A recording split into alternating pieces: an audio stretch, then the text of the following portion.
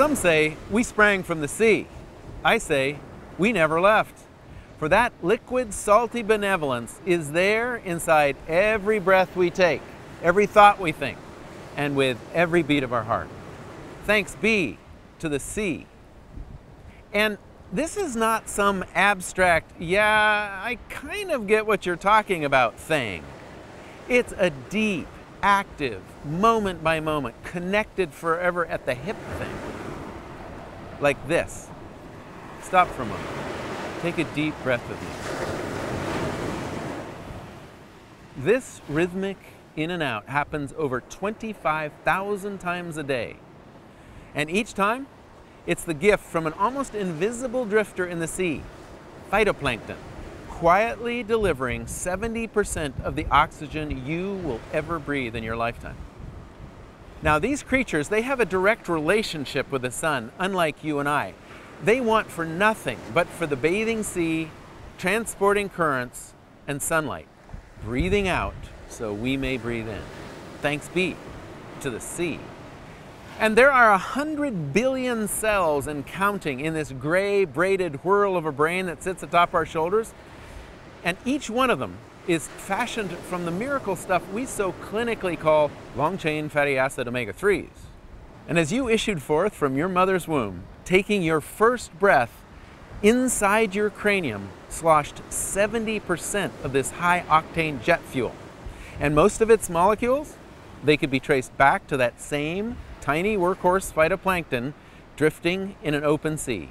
These oily omega molecules climbing the trophic ladder, leaping from zooplankton to forage fish to salmon and into your mother's mouth. Now this is a well-traveled path taken by thousands of generations of our kind over millions of years. But 200,000 years ago, something different happened to our African cradle of a continent. It was plunged into a wasting drought for thousands of years. Our ancestors finding refuge in caves along the rim of the sea. And their kitchen middens, they tell the story of surviving only by the generosity of the sea.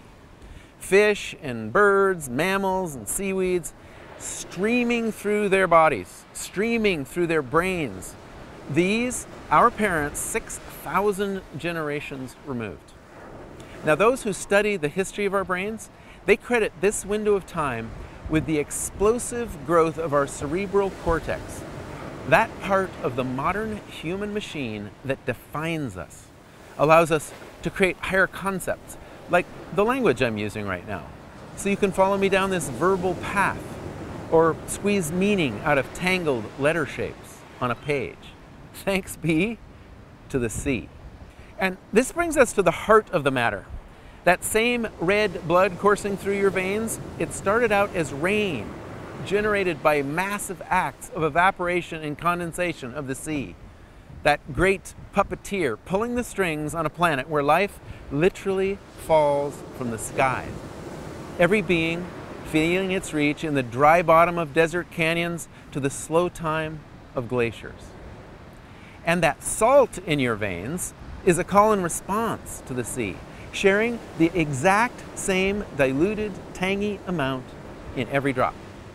And in a planet mimicking microcosm, the ratio of solid bone to liquid blood in your body precisely mirrors that of the land masses of Earth to the seas that encircle them.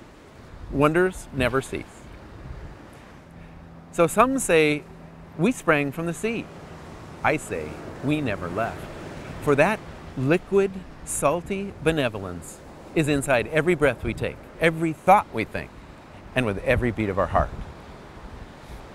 Thanks be to the sea.